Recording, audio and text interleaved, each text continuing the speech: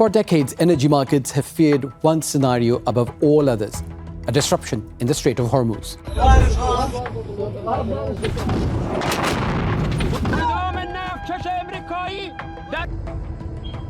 This narrow waterway carries about 20% of the world's oil supply, or nearly 20 million barrels every day.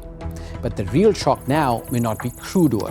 It's the fuel that keeps global trade moving, used for ships like these, which are the workhorse of up to 90% of global trade. Commercial shipping runs largely on oil called bunker fuel. It's the heavy product that's left at the bottom of the refining barrel. And much of that comes from refineries in the Gulf. Tanker traffic remains disrupted by the Iran war, so bunker fuel markets in Asia have tightened sharply. At ports like Singapore and Jazeera in the UAE, traders say supplies are becoming harder and much more expensive. When bunker fuel prices rise, shipping costs rise with them. That pushes the cost of moving nearly everything the world trades, from electronics and machinery to grain and fertilizer. More expensive fuel, more expensive goods, and a global economy that suddenly becomes far more fragile. But another problem is emerging. Not all oil is the same. Crude varies by density and sulfur content, commonly described as light or heavy and sweet or sour.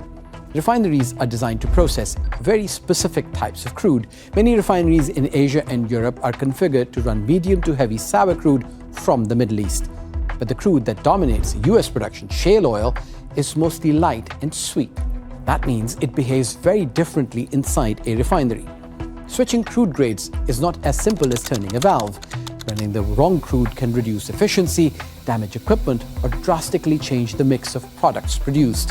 In other words, a refinery designed for Saudi or Iranian crude cannot easily switch overnight to American shale.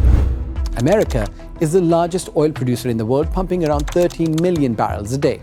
Higher oil prices mean windfall profits for energy producers and refiners, but it's not the same for wider US economy. The United States is also the world's largest oil consumer, using roughly 20 million barrels every day. When global prices rise, American drivers feel it almost immediately. Higher gasoline and diesel prices push up transport costs, food prices, airline tickets, and the cost of nearly every product moved by truck, rail, or ship. And that creates a policy dilemma for the US Federal Reserve. Energy shocks drive inflation. And if fuel prices surge again, the Fed might be forced to keep interest rates higher for longer. That means more expensive mortgages, loans, and business investment across the entire economy. Yes, some energy companies may see windfall profits, but when the fuel that powers global trade becomes scarce, the real bill is paid by consumers. And that's the paradox of this crisis. Even the world's largest oil producer cannot escape the cost of expensive oil.